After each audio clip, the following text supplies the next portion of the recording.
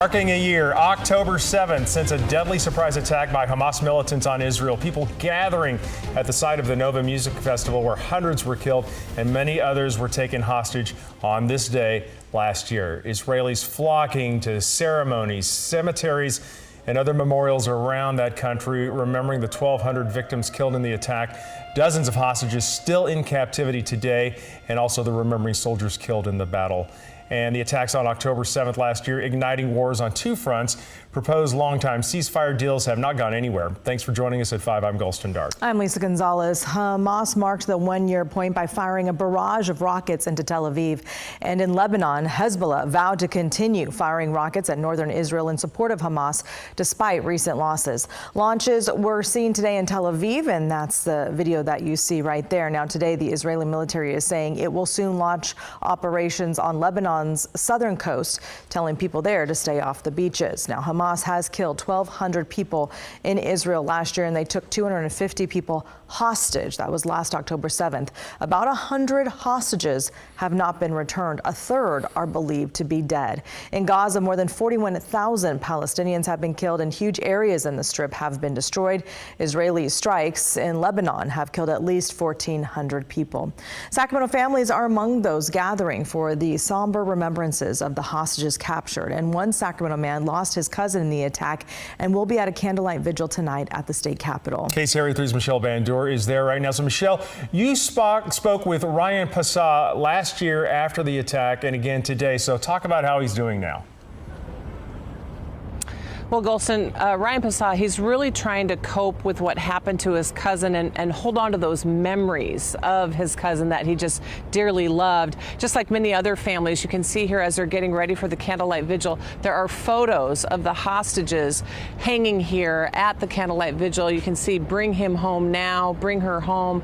These are photos of the hostages that they want people to remember who all disappeared 1 year ago in the terrorist attack in Israel. I was really concerned that World War III would happen and my family was in the middle. For months, Ryan Passah and his family didn't know if his cousin, 59-year-old Yair Yaakov, Yair's girlfriend, and his two sons, ages 16 and 12, were alive or dead. Passah says Hamas captured his cousin in the October 7th attack. But it wasn't until February Israeli Defense Forces showed the family a photo of Yair's body. They asked them to ID his body, and so Yair's dead body was there with a bunch of other Jewish dead bodies on the street. You see my cousin Yair. Passah had been holding on to hope from the beginning. 2 weeks after the attack, he spoke on behalf of his loved one at a rally at the Capitol demanding the release of the hostages. He says Yair's girlfriend and sons were let go in November. Passah checks in on them through FaceTime calls. So just the mindset of trying to get them, just get a smile on their face, share about what we're doing, what we're grateful for, and get their mind off of it. I know it's not easy, and they're living every day again and again with the war continuing to go on and also escalating. Passah says being around others and sharing Yair's story and his life brings him comfort, along with the memories of his first cousin who was living in Israel. Some of the memories, his warm hug. I miss his warm hug. There's time for grief and there's time to be sad and mourn, but we gotta just accept some of these feelings, and we also have to force ourselves to just keep moving forward.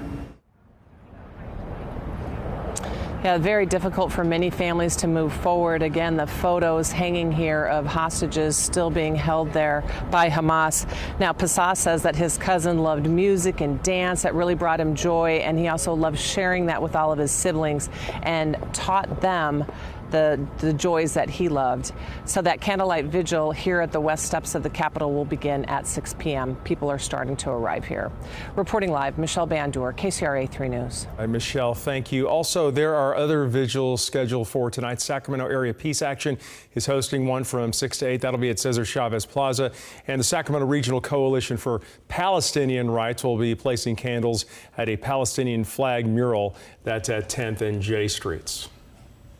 Well, cities in the U.S. are also marking the date with ceremonies and events. Yeah, Palestinian supporters also took to demonstrations. This is from New York City on your left and the University of Maryland in College Park on the right. In the spring, college campuses saw students and community members camp in support of Palestinians. Demonstrators called for a ceasefire. And Palestinian supporters in Sacramento say their community has also suffered over the past year. 56 members of my family were killed over the course of this year. And we are not any closer to peace.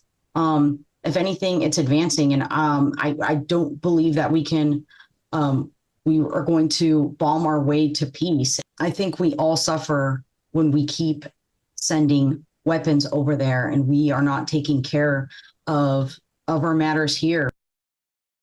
They say their message for the community is to be educated on the history of the conflict in the Middle East and what's going on right now.